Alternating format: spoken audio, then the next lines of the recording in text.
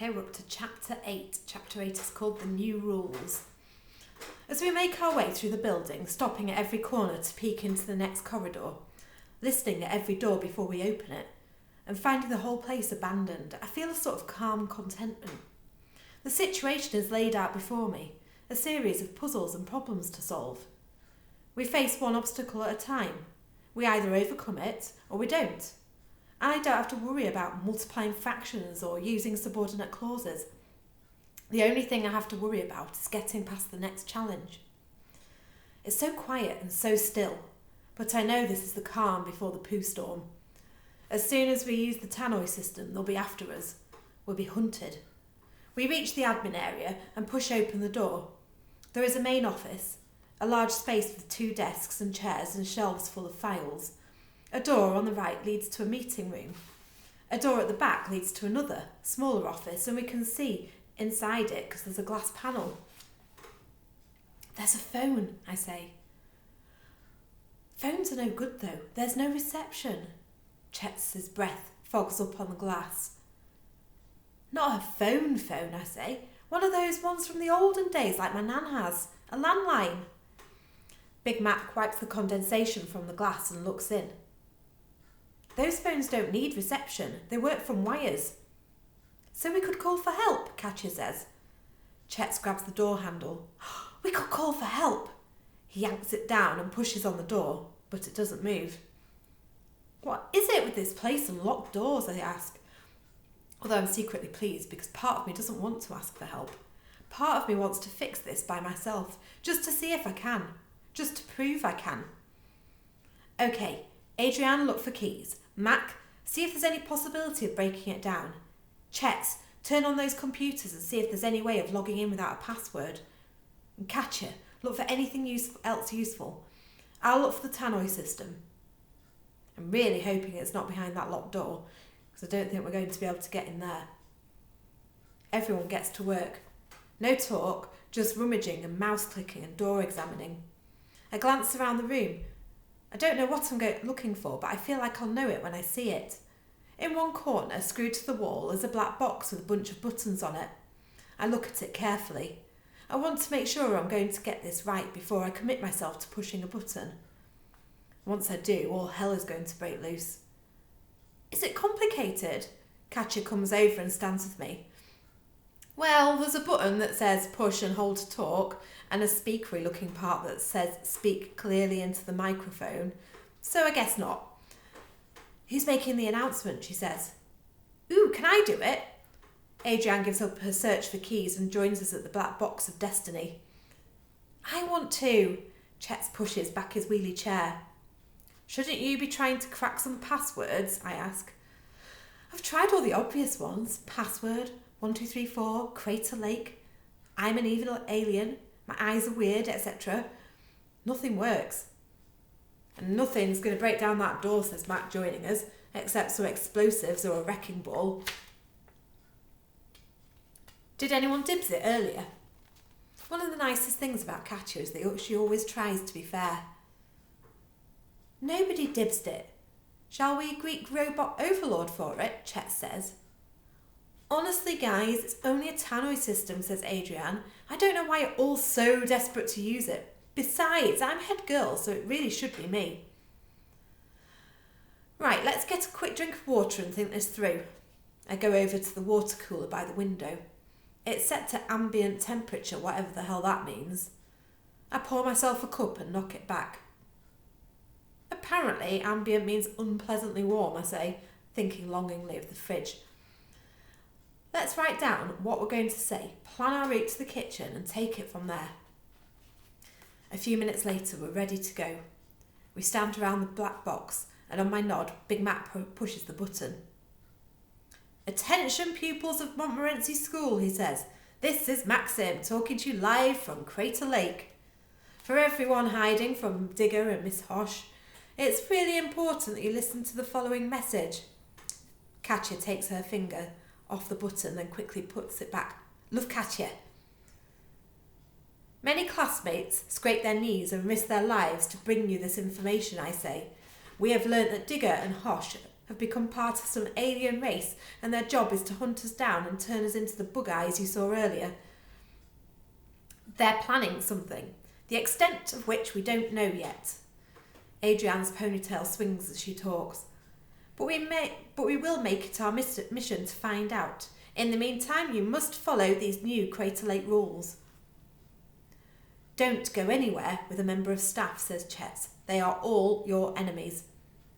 And don't follow any instructions they give you. I repeat, do not do as you're told. Mac out. And most importantly, says Adrian, do not fall asleep. If one of your group falls asleep, evacuate them from your secure area. Don't try to keep them with you or they will attack you. Just let them go. They're already lost. We know people only turn when they're sleeping, but we don't know exactly how, I say. So keep each other awake and hang tight. We're working on a plan to get us out of here. Good luck, everyone, Katya says.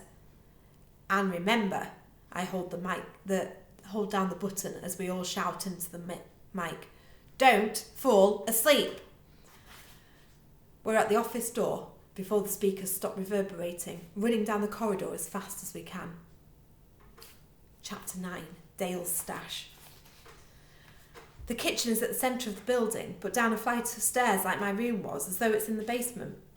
I hold the door while everyone piles in and take one last look behind us before I pull it quietly closed.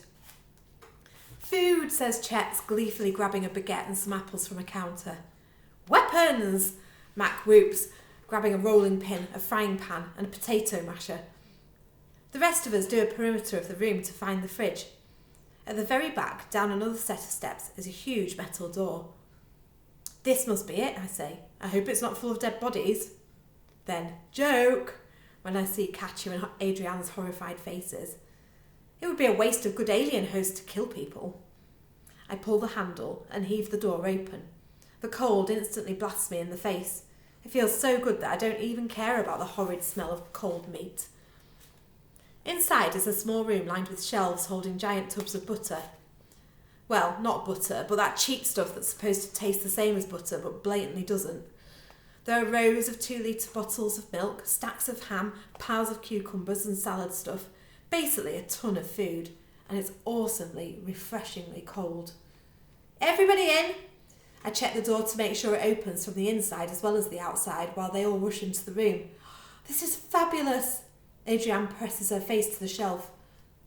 Katya lies on the floor, stretching out across the fridge so that her fingertips touch one side and her toes the other. Chet sinks to his knees and tears into the baguette, alternating a mouthful of bread with a mouthful of apple. Then he opens a crate of butter and starts scooping it out with his fingers. You'd think he hadn't eaten for a week. I open a bottle of milk and tip my head, taking a huge mouthful which I quickly spit all over Mac. Gone off, he laughs. Oh, just a bit, I say. I guess they've not been keeping their refrigerated supplies in order. Well, that's a good sign. Hopefully they won't come in here. Adrian's cheeks are pink in her pale face. The light in here is bright and stark, so every detail is illuminated. The short fuzz of Big Mac's blonde hair, a graze on Chet's arm that surprisingly I haven't heard him complain about even once, the sparkle in Katya's eyes, and a little nest of random belongings tucked behind jars of mayonnaise under the deepest shelf in the corner of the room. What's that? I say, walking over and moving the mayo out of the way. It looks like we weren't the only people to think this would be a good hiding place. There's a stack of papers, an iPad, and a dark red hoodie balled up at the back. I knew I'd need my hoodie. Chet grabs it and shakes it out. A wallet falls out of the pocket. Katya picks it up and opens it, pulling out the credit cards and a driver's licence. Oh gosh, she says. Look, it's Dale. We stare at the card she holds up. It's a National Union of Students, University of Nottingham ID card. Dale is smiling out at us. The same guy we saw earlier, just less bloody and mental. Do you really think we're safe here? Chet says. Things didn't go so well for Dale. We're not safe anywhere, I say, but maybe we can find something amongst this lot that will help us. I wonder what happened to him, Katya says. I hope he's all tucked up safe in hospital eating ice cream. Everybody, take a couple of pages and read, I say. We don't know how much time we have here. Adrienne, Katya, Mac and I grab some sheets from the pile. Some of them are ripped out of textbooks. Some of them have diagrams drawn all over, but most of them are handwritten notes, scribbles and things scrubbed out with strange comments written at funny angles. The room goes quiet except for the hum of the fridge and the sound of Chet crunching through his apple. There's a load of stuff about extraterrestrial matter, says Katya. That means things that aren't from Earth, right? But what things exactly? Maybe the spores, I say. But how would they have got here if they're extraterrestrial? Oh, I remember in the leaflet it said that the crater we're in, where the lake formed and the centre was built, was created when a meteor hit the Earth. Of course, Adrienne was paying attention when Hosh was reading to us the information. A meteor from space, Chet says. So what if the spores Hosh mentioned were inside the meteor and were left behind in the crater when the meteor was cleared away? I'm getting excited as each piece of information fits with the next. Alien spores. Mac looks around at us with a look on his face like this is the coolest thing ever.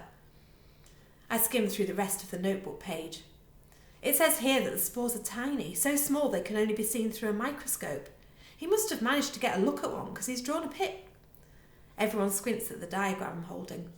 It looks like a cross between a dandelion seed and an angry giant squid. And this page says that they thrive in super hot conditions, says Katya. They're called extremophiles, Max says. My parents make me watch loads of documentaries, so I know about this stuff. That seems a bit weird. Mac's parents aren't even bothered whether he does his homework or not, but I guess they must value a different kind of education. Do you think that when they started building the centre, the digging and stuff freed the spores? Chet's has finally put down his lunch/breakfast/ I don't even know what mealtime it is, and picked up some of Dale's papers to have a look. And there's the heat wave. It hasn't been this hot for 100 years or something, says Mac. It hasn't been this hot since records began, corrected Adrienne. And it hasn't rained in weeks. So they like it hot and dry, I say, which works with what we've seen so far, them keeping away from everything cold and, flipping heck, the dam. They're trying to stop the river from flowing down into the crater. The tannoy system crackles on. Montmorency pupils, this is your assistant head speaking. It seems you ignored my instructions to stay in your rooms. That is unacceptable behaviour. Those of you in hiding, I will give you another chance to come to me and surrender. Whatever that rogue group of naughty children have told you, believe me, it is in your best interest to do as you are told. And for the rest of you running around the centre causing mischief, let there be no doubt. I am in control of Crater Lake, and I will make you comply with my wishes. You have 15 minutes to come to the main office and give yourselves up, or there will be severe consequences. The clock is ticking. She sounds really mad, Katya says. What if she finds us? I've been thinking about that. I shove Dale's notes into the pocket of his hoodie, ball it up and squash it into my backpack. Surely we need to keep looking at those pages, Adrienne says. Why are you putting them away? Because there's something else we need to do first, to try to slow down Hosh and Digger. Do you remember where the security room is, Aid? Of course, she sniffs. It's at the far end of the centre. Why? We need to do something about the security cameras. With them all functioning, she can track us too easily. If we could turn them off, she'll be blind. Mac pulls his cap on. Good thinking, mate. Let's go. It was getting too cold in here anyway, Katya says, tying her shoes. Ready then? I say. Let's go, as fast as we can.